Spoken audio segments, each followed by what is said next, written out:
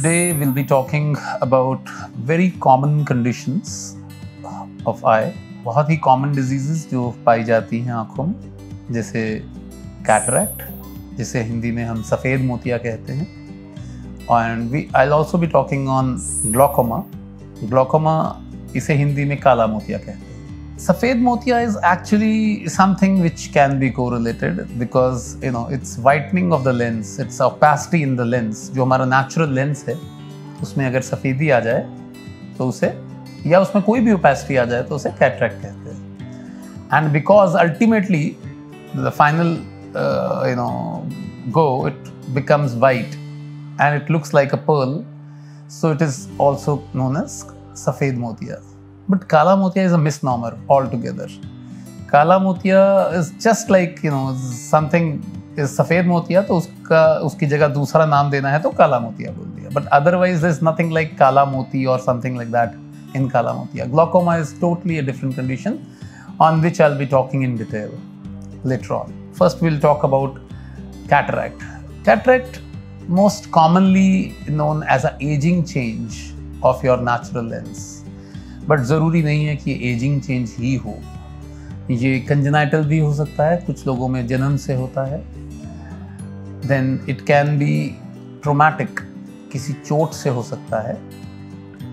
It can also be because of some drugs, specially steroids. अगर किसी को steroids eyes में डालने के लिए दिए जा रहे हैं या खाने के लिए स्टेरॉइड्स दिए जा रहे हैं तो वो भी सफ़ेद मोतिया कॉज कर सकते हैं. सफ़ेद मोतिया, इसका सिम्टम बहुत सिंपल है. इसके अंदर विजन दूर की गिरनी शुरू हो जाती है. एक्चुअली सफ़ेद मोतिया भी बहुत सारी तरह का होता है. एक सेंट्रल कैटरैक्ट होता है और एक न्यूक्लियर कैटरैक्ट होता है. जो सेंट्रल कैटरैक्ट है, जिसे हम पोस्टीरियर सब कैप्सुलर कैटरैक्ट कहते हैं, उसकी खास बात ये होती है कि उसमें धूप के अंदर कम दिखता है और अंधेरे में ज़्यादा अच्छा दिखता है. एंड दूसरी खास बात उसकी ये होती है कि जैसे ही रात को लाइट पड़ेगी तो आपको इतनी लाइट चौंधिया जाएगी कि आपको दिखेगा ही नहीं कुछ भी. तो रात की लाइट में आपके लिए ड्राइव करना बहुत मुश्किल होता है, जो सेंट्रल कैटरैक्ट होता है उसमें. जो न्यूक्लियर कैटरैक्ट होता है, जो ज़्यादातर एजिंग चेंज आफ्टर 50 पाया जाता है, आफ्टर 60 भी कह सकते हैं रादर, उसमें एक बड़ी अजीब सी चीज़ होती है कि आपकी डिस्टेंट विजन तो गिरनी शुरू हो जाती है पर नियर विजन बेटर होनी शुरू हो जाती है. लोग बहुत बार सोचते हैं कि पता नहीं शायद कोई बाबा रामदेव की दवाई डाल ली है या किसी की कोई ऐसी दवाई डाल ली है जिससे उसकी नियर विजन बेटर हो गई है. नियर विजन का बेटर होना इज ऑल्सो अ साइन कि आपको कैटरैक्ट हो रहा है, तो इसको सेकेंड साइट भी कहते हैं. बट देन अगर आपकी दूर की नज़र कम हो रही है, it's always the distant vision which concerns you more. तो धीरे धीरे वो नज़र नज़दीक की भी धीरे धीरे बाद में चलकर कम हो जाती है. अब इसका जो ट्रीटमेंट है वो एक बहुत इंपॉर्टेंट एस्पेक्ट है. इसमें बहुत बहुत कमाल का प्रोग्रेशन हो चुका है. एक टाइम था जब बिल्कुल जानवरों की तरह ये सर्जरी की जाती थी. 100 200 लोग लाइन में होते थे, 500 और एकदम जैसा पूरा आधी आँख काट कर सफ़ेद मोतिया सबूता निकाल देते थे और उसके बाद पट्टी लगा देते थे या टांके लगाकर पट्टी लगा देते थे. दैट वाज कॉल्ड ICC, जो कैंप्स की सर्जरी हुआ करती थी. अब जो सर्जरी है, it has advance to that level कि हमें इंजेक्शन तक लगाने की ज़रूरत नहीं है. No injection is required.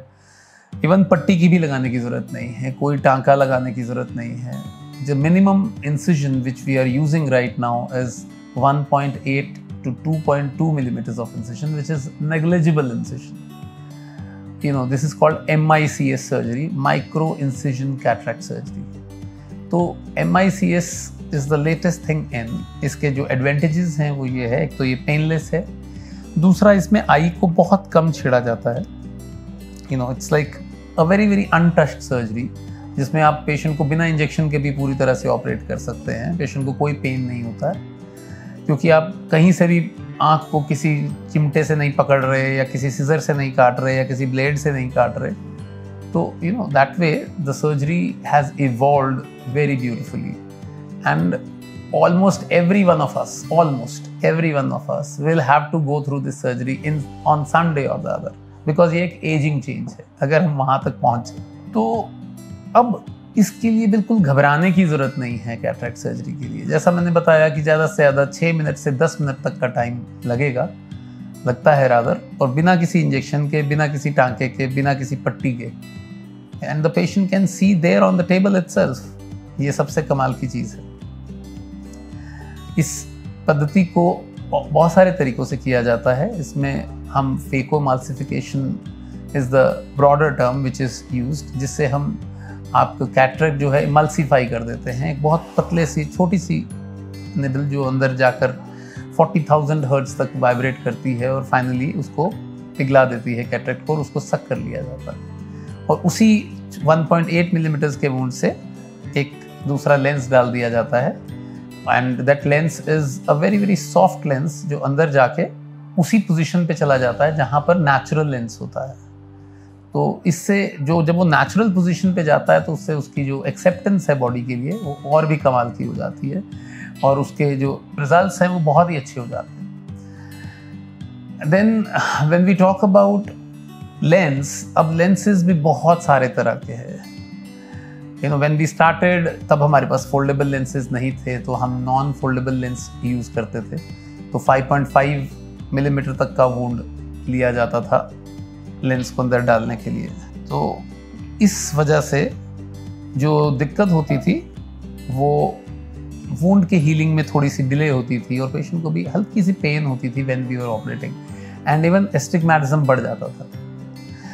अब जो लेंसेज आ रहे हैं वो प्री लोडेड लेंसेज है, हाइड्रोफोबिक लेंसेज हैं जो सबसे लेटेस्ट चीज़ है। हाइड्रोफिलिक लेंसेज अब आउटडेट हो गए हैं। हाइड्रो मीन्स वाटर, फिलिक मतलब जो पानी को प्यार करता है वो फिलिक हो गया, हाइड्रोफिलिक। जो पानी से दूर रहता है वो हाइड्रोफोबिक है। एक्चुअली हमारे आईज के अंदर जहाँ लेंस जाता है that place has natural water around it. अब नेचुरल वाटर में थोड़े बहुत सॉल्ट्स भी होते हैं, तो अगर हाइड्रोफोबिक लेंस है तो उस पर डिपॉजिट्स बिल्कुल नहीं आते हैं। तो दैट्स द एडिशनल एडवांटेज। इसमें भी इवन हेपरिन कोटेड लेंसेज आते हैं।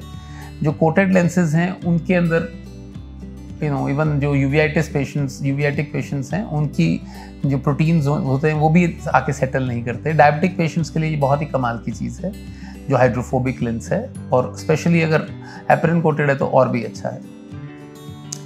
Now we come to multifocal lenses, trifocal lenses. ये ऐसे लेंसेज हैं जो दूर नज़दीक दोनों काम करते हैं। So there is a tremendous amount of advancement in cataract surgery. पहले जो लेंसेज डलते थे वो सिर्फ दूर के लिए होते थे और नज़दीक के लिए चश्मा लगाना पड़ता था।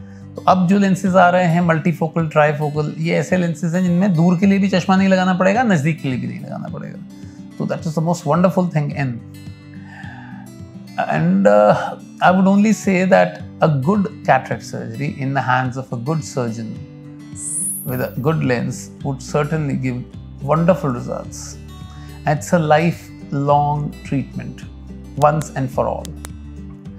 So cataract is the mildest disease which you can get in your eyes. अगर मांग के लेना हो तो cataract ले सकते हो। अगर एक बीमारी चाहिए ही, अगर आनी ही है तो cataract is the easiest to treat, और परमानेंट ट्रीटमेंट होता है। Thank you so much.